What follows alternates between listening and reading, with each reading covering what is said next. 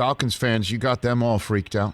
I'll be honest with you, Ian, with your report that teams are realizing how cap-strung the Falcons are and how Julio Jones could be the talent that is a cap casualty with the Falcons in terms of an acquisition. Walk us through what you reported, how Jones teams are calling the Falcons for him. And, is it possible that the Falcons either make a move at quarterback and then tell Matt Ryan, you have a small window of opportunity still now to be the starter here, but you don't have Jones? Or what? Like, what is the plan with Atlanta right now? Yeah, I would say a quarterback is a possibility for Atlanta. Most of the other GMs or coaches that I speak with believe the Falcons are going with Kyle Pitts. That doesn't mean it's going to happen. That is just what people believe. I am sort of more in the thought of quarterback for them, just because, hopefully you're never up at 4 again, and it's a rare opportunity to get a franchise quarterback when your starting quarterback is 35 years old. But as far as the Julio thing, I'm not sure I fully realized how bad the Falcons cap situation was until so I found this out last night, and then I kind of spent last night verifying it, and I was like, all right, I'll put it out when I get up this morning. And really, they need to make some moves just to sign their draft picks. They are in horrible shape, and I think that Julio contract, for him, it's a great contract, but it's one of the worst contracts I've ever seen for a team. It is absolutely brutal, hamstrings them.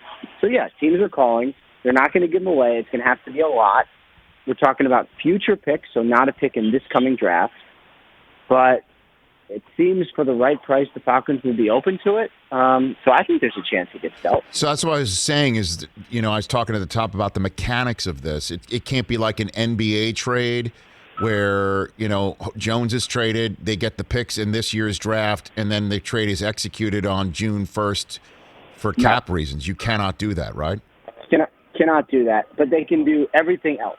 So they can do, because, theoretically, God forbid something terrible happens to Julio, or he decides to retire, or whatever it is. If something bad happens to him, what do you do with the trade if the picks were already used, right? So I think what it is you would agree to a trade, you would not execute it, but you'd have all the paperwork from the league. You would do it for next year's draft picks, and then on June 2nd, you would execute the trade. And so, of course, I was like, well, how could you do that? But then literally the same thing basically happened in January, right? I mean, Matthew Stafford and Goff get traded. Then, in the middle of March, we go, oh, the trade's official, right? Right. So that would be the plan. Oh, my gosh. So I know, it's crazy. So when I found this out last night, it took me a little bit of time to be like, right. Well, hang on, this really could happen. And it really could happen. But you think that the Falcons are going to go 4th overall quarterback, but most of the people that you're talking to in the league think it's Kyle Pitts, and thus to get everyone signed, they might have to get rid of Jones, and Pitts could be the guy that replaces Julio instead of giving Matt Ryan all the weapons he needs to actually win in the window of opportunity he has left.